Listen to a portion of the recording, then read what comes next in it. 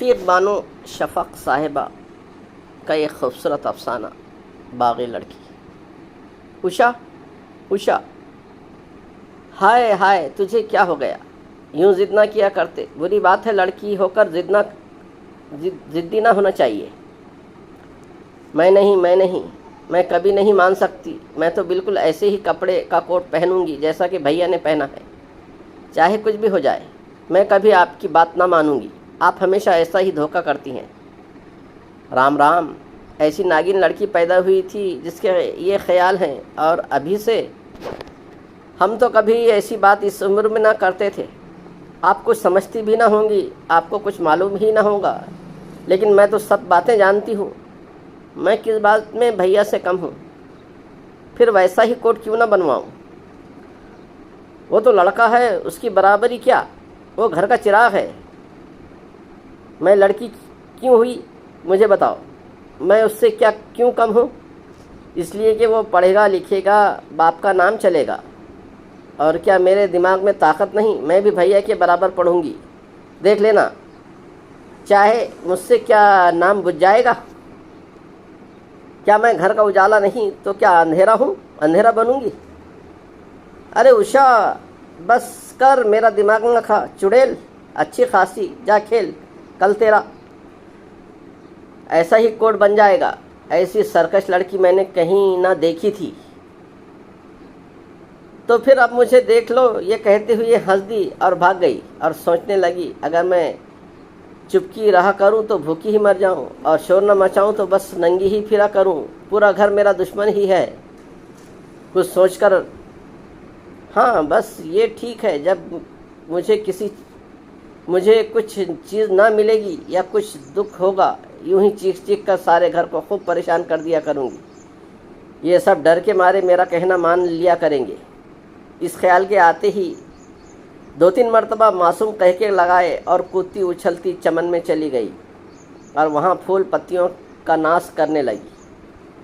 دن گزر گئے، اوشا کا بچپن ختم ہوا، شباب نے کروٹ لی، گھر والوں نے کہیں بات چیت ٹھہرائی۔ اوشا نے جیسے ہی سنا، دوڑی ہوئی آئی اور بولی، ممی میں نے بچپن سے لے کر آج تک میرے کسی خیال کو خیال نہ جانا، اب میری شادی بھی مجھ سے بغیر پوچھے کرنے کو تیار ہو گئی۔ بھلا یہ بھی کوئی تک ہے کہ میری شادی اور مجھ سے ہی نہ مشورہ نہ صلاح؟ گزارا مجھے کرنا ہے نا، پھر یہ کیا آنکھ مچولی کھیلی جا رہی ہے؟ چپ رہے اوشا، تمہیں شرم نہیں آتی؟ یوں شادی بیاہ کے معاملے میں کہیں آج تک دنیا کی کسی لڑکی کو یوں بولتے ہوئے دیکھا یا سنا ہے؟ توبہ توبہ، بے شک توبہ کی بھی توبہ ہے۔ اگر آج تک کسی کو نہیں بولتے دیکھا تو اب بولتے ہوئے دیکھ لیجئے۔ یہ ممکن نہیں، میری ہی قسمت کا فیصلہ اور میں کچھ نہ بولوں، میری زندگی کا قانون بنایا جائے اور میں خاموش رہوں۔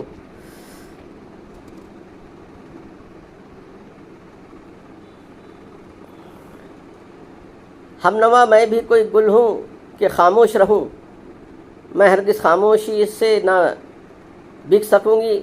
میری سود و زندگی کا سودا چکانا اتنا آسان کام نہیں جتنا سمجھ رکھا ہے۔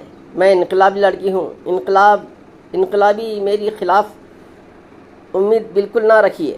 میں جب تک خوب اچھی طرح پڑھ نہ لوں گی، شادی وادی کچھ نہیں کروں گی۔ اول تو کروں گی نہیں، اگر کروں گی بھی تو کسی انقلابی ہی سے کروں گی۔ سمجھ لیا نا آپ نے؟ ورنہ خودکشی کر لوں گی۔ یہ بے باکی اوشا کی دیکھ کر گھر والے منہ دیکھتے رہ گئے اور سمجھ گئے کہ انجام کیا ہونا ہے۔ گھر یہی چرچا ہونے لگا، جس کو دیکھو اوشا ہی اوشا۔ خاندان والے نام سے کانوں پر ہاتھ دھرنے لگے۔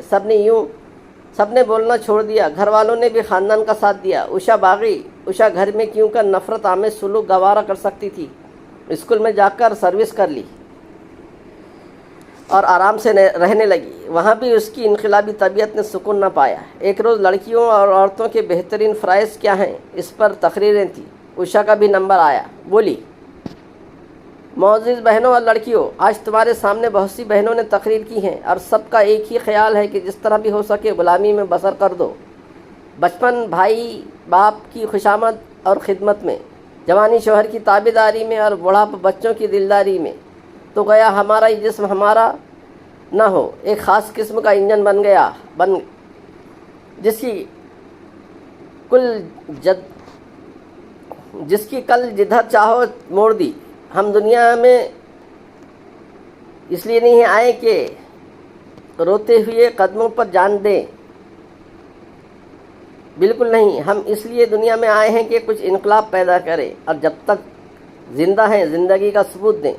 میرا مطلب یہ ہے کہ جہاں تک ہمدردی، انسانیت، وطن پرستی اور غریب کی ہمدردی کا تعلق ہے، وہاں تو ہر دل میں جوش ہونا لازمی ہے اور تن من دھن قربان ہے، لیکن جہاں بلا وجہ کی خوشامد، گھریلو ہائے ہے، وہاں ہمیں انقلاب پیدا کرنے کی ضرورت ہے۔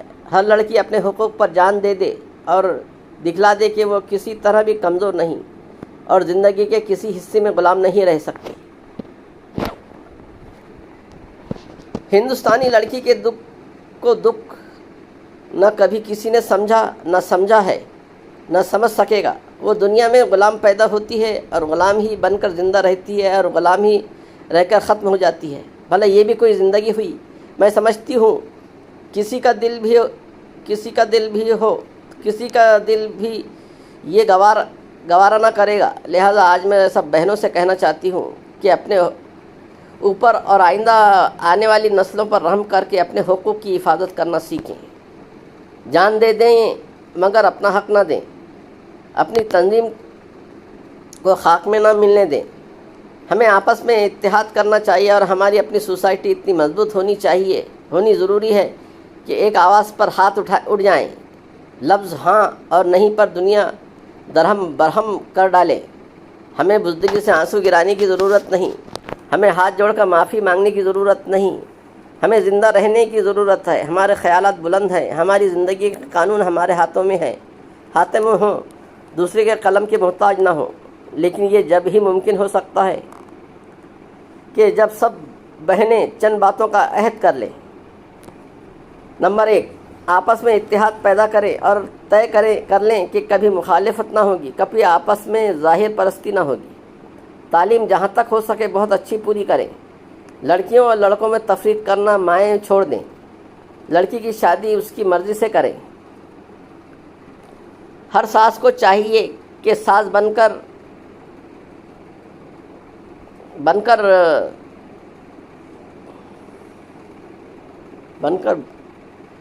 بنی رہے اور یہ خیال کرے کہ میں کس پر ظلم کر رہی ہوں، اپنی ہی جیسی کسی عورت جنس پر۔ سب سے بڑی خوبی یہ پیدا کریں کہ ایک عورت یا لڑکی سب سے بڑا گناہ اپنی ہم جنس کو برا کہنا سمجھتی ہے۔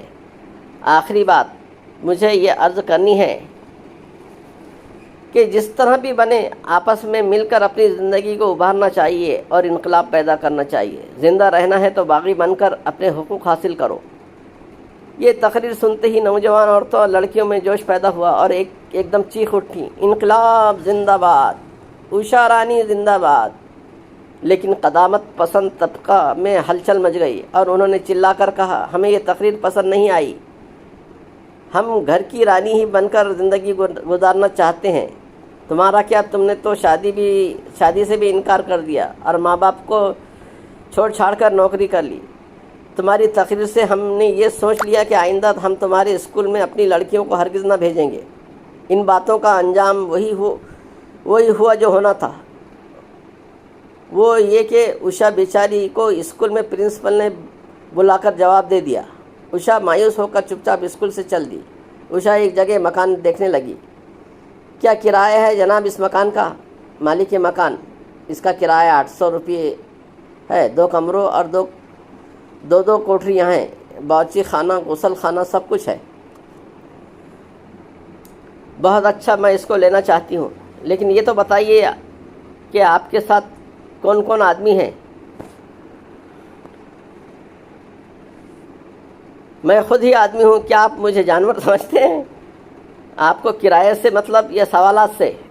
معاف کیجیے، ہم لوگ بغیر تحقیق مکان ہر کسی کو نہیں دے سکتے، اس لیے پوچھنا چاہتے ہیں کہ آپ اس عمر میں تنہا کیوں رہنا چاہتی ہیں؟ یہ جواب سن کر عشا آگے بڑھی اور تقریباً بے بسوں 20 مکان دیکھ ڈالے۔ بڑی مشکل سے ایک جگہ ایک کوارٹر ملا اور باغی عشا دن بھر کی تھکی ہوئی نڈھال ہو کر بھوکی ہی سو رہی۔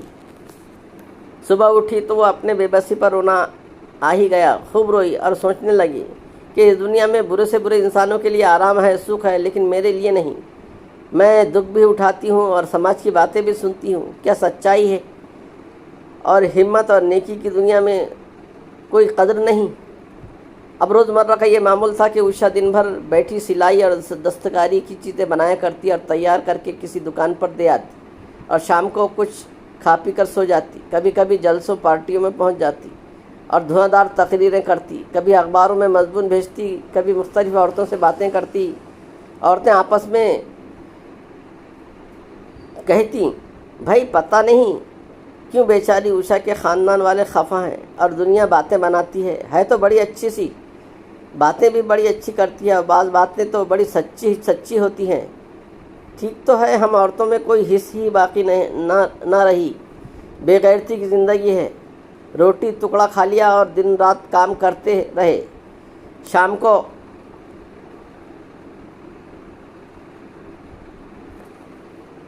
کو باتیں سن لی۔ ہم میں سے اور ایک نوکرانی میں کوئی فرق نہیں، ایک دن کہتی ہے کہ کوئی میری بات مانے یا نہ مانے، میں برابر سب کو سمجھا کر حقوق لینے پر باغی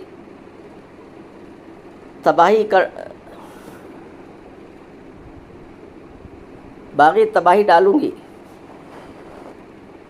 برسات کا موسم تھا، شام کا وقت تھا، عشا ٹیوشن کر کے واپس لوٹ رہی تھی۔ ابھی اس کا مکان بہت دور تھا، اتنے میں طوفان سا اٹھا اور آندھی زور و شور سے آ گئی، ساتھ ہی بارش بھی عشا نے دور کے ساتھ بارش بھی۔ عشا نے گھبرا کر چاروں طرف دیکھا، سامنے سائن بورڈ پر لکھا تھا ڈاکٹر محمد زیدی۔ بغیر کچھ سوچے بھاگ کر اندر گھس گئی اور برآمدے کے کونے میں کھڑی ہو گئی۔ ڈاکٹر زیدی اپنے کمرے کی کھڑکیاں جلدی بند کرتے پھر رہے تھے۔ دیکھا کہ کوئی انسانی ہستی سہمی کونے میں کھڑی ہے۔ بے اختیار باہر چلے آئے اور پوچھنے لگے، کون ہیں آپ؟ یہاں کیوں کھڑی ہیں؟ اگر انسانی ہمدردی کچھ معنی رکھتی ہے تو میں حاضر ہوں، میرے لائق کوئی خدمت۔ پوچھا، تھینکس، میں آندھی کی وجہ سے اور بارش سے بچنے کے لیے کھڑی ہو گئی ہوں، ابھی چلی جاؤں گی۔ زیدی، مجھے افسوس ہوگا اگر آپ یوں ہی کھڑی رہیں، میرے خیال میں آپ کمرے میں تشریف رکھیں۔ عشا نیچی نظروں کیے چپ چاپ جا کر بیٹھ گئی۔ مسٹر زیدی نے نوکر سے جلدی چائے لانے کا حکم دیا اور محترم خاتون، کیا میں آپ کا نام پوچھنے کی ہمت کر سکتا ہوں؟ جی، مجھے عشا کہتے ہیں۔ محترم خاتون، اگر آپ برا نہ سمجھے تو دولت خانہ بھی بتا سکتی ہیں۔ اور مشاغل کیا ہیں؟ میرے مشاغل یہ آپ کیا کریں گے پوچھ کر۔ میرا واحد مشغلہ دنیا اور دنیا والوں سے بغاوت کرنا ہے۔ میرا مکان شہری فضا سے الگ سنسان سی جگہ میں کوارٹر نمبر 21 ہے۔ اور کچھ پوچھنا ہے؟ معاف کیجیے عشا صاحبہ، آپ کے جوابات تشنہ ہیں۔ کیا میں دریافت کر سکتا ہوں کہ ایسا محل کیوں اختیار کیا؟ اس لیے کہ میں باغی ہوں، میرے خون کے ہر قطرے میں بغاوت ہی بغاوت ہے۔ میرے سینے میں انقلابی آگ ہمیشہ دہکتی رہے گی جب تک کہ زندگی آخر نہ ہو جائے۔ یہ کہتے کہتے عشا کی آنکھیں سرخ ہو گئی اور غیر معمولی چمک سی آ گئی۔ مسٹر زیدی سمجھ گئے کہ عشا غیر معمولی لڑکی ہے اور انقلاب کے جھونکوں نے واقعات دردناک بنا دیے۔ عشا صاحبہ، آپ نے تعلیم کہاں تک پائی؟ انٹرنس تک پڑھا تھا کہ کچھ واقعات ایسے ہو گئے کہ آگے کو نہ پڑھ سکی۔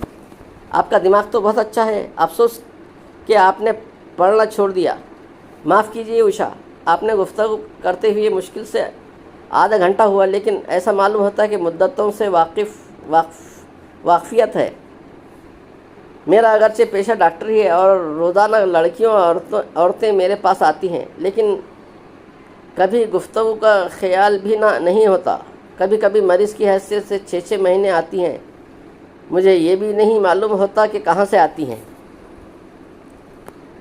اوشا نے ٹالنے کے لیے گھبرا کر چاروں طرف دیکھا اور کہا، ارے شام ختم ہو کر رات ہو چلی، بارش بھی ختم ہو گئی، طوفان بھی اٹھ کر ختم ہو گیا. آپ کا بہت بہت شکریہ کہ نوخواندہ مہمان کو چائے پلائی اور عزت سے بٹھایا. آپ کی تکلیف کا شکریہ. آپ کی تکلیف کا شکریہ.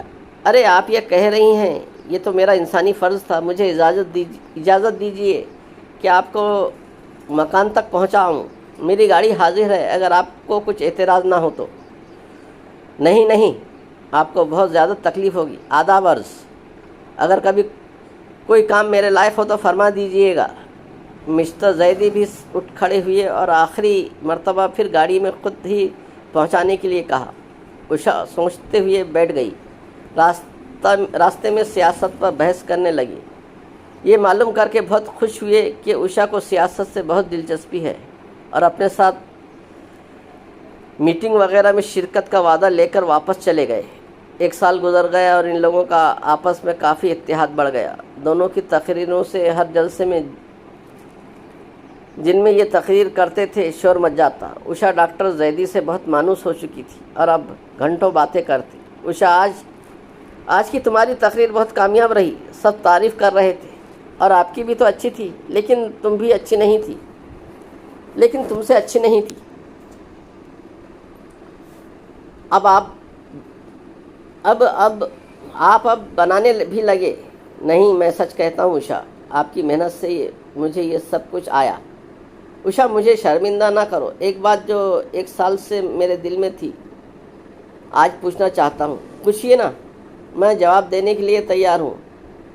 آپ نے اپنی زندگی کو راز کیوں بنا رکھا ہے؟ کیا یوں ہی آپ مشکلات کا مقابلہ کرتی رہیں گی؟ ہاں، خیال تو ایسا ہی ہے. میں اس قابل تو نہیں ہوں، لیکن اپنی تمام خدمت پیش کرتا ہوں ہمیشہ کے لیے. اگر تم چاہو تو قبول کرو. یعنی کیا مطلب؟ میں سب کام چھوڑ دوں اور آپ تمام خرچ اٹھائیں؟ ایسا کبھی نہ ہوگا. نہیں اوشا، میرا مطلب یہ نہیں. میں چاہتا ہوں کہ اپنے کو تمہاری پرستش کے لیے وقف کر دوں اور تم میرے گھر کی روشنی بن جاؤ. جس طرح بھی تم کہو اسی اصول سے میں شادی کے لیے تیار ہو جاؤں گا. بولو اوشا، تم میرے اس سوال پر خاموش کیوں ہو گئیں؟ میں اور شادی؟ باغی لڑکی ہوں، ہمیشہ باغی ہی بنی رہوں گی جب تک کہ میری آخری سانس پوری نہ ہو جائے. ٹھنڈی سانس لے کر تمہارے کسی ارادے کو نہیں بدل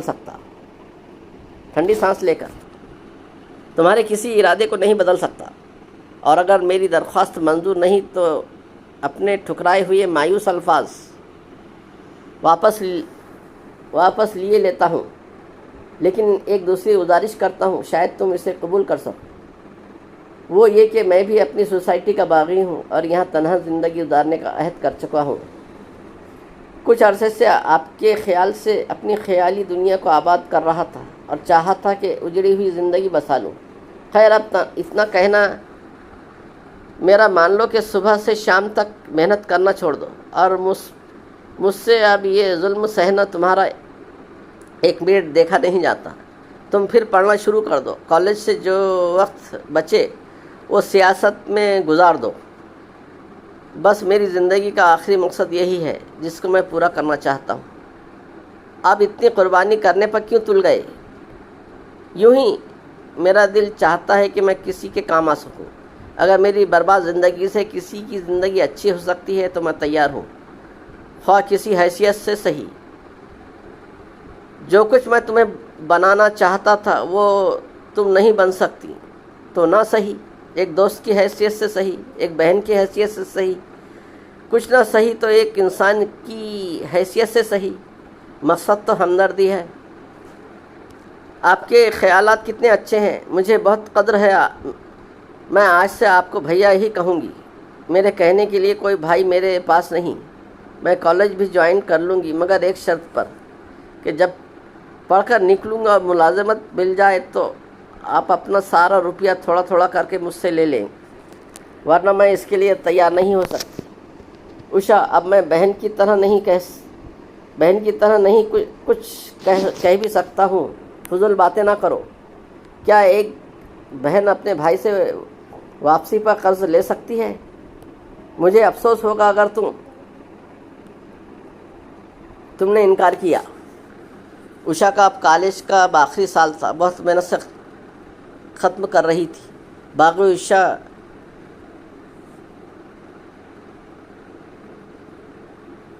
باغی اوشا سریا بن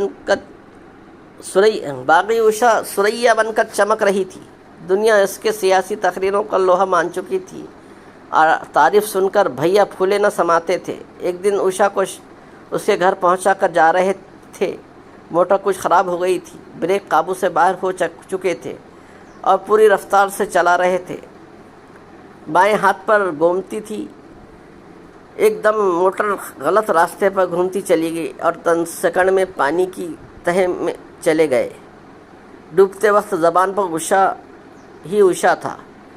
سارے شہر میں کوہرام سمجھ گیا۔ پولیس تفتیش کرنے لگی۔ موٹر کے ٹکڑے ٹکڑے ہو گئے تھے۔ لاش پانی پر لانے کے لیے لوگ جمع تھے۔ اردو انگریزی اخبار میں خبر چھپ گئی۔ ایجنٹ چلا کر گلی میں کہہ رہے تھے، ڈاکٹر زیدی کا غمناک واقعہ، دریائے گومتی میں غرقابی، حسرتناک حالات، وغیرہ وغیرہ۔ اوشا ننگے پاؤں گھر سے بھاگی اور چیختی ہوئی پہنچی، ہائے میرے بھیا، تم بھی مجھے چھوڑ گئے۔ بال بکھرے ہوئے پریشان تھے اور اوشا لاش کو دیکھنے کی منتظر تھی۔ اتنے میں لاش نکالی گئی۔ اوشا روتے روتے بے ہوش ہو گئی۔ لوگوں نے بے ہوش اوشا کو ڈاکٹر زیدی کے مکان پر لے جا کر رکھا اور سب نوکروں سے تاکید کر دی اور ایک نرس کا بھی انتظام کر دیا۔ کچھ دنوں بعد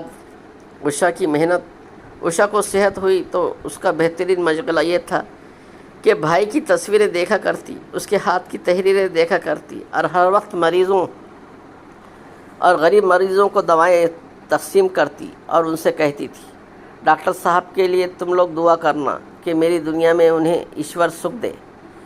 ایک دن بکس سے بھیا کے کپڑے نکال کر دیکھ رہی تھی کہ اس نے دیکھا چند کاغذات رکھے ہوئے ہیں۔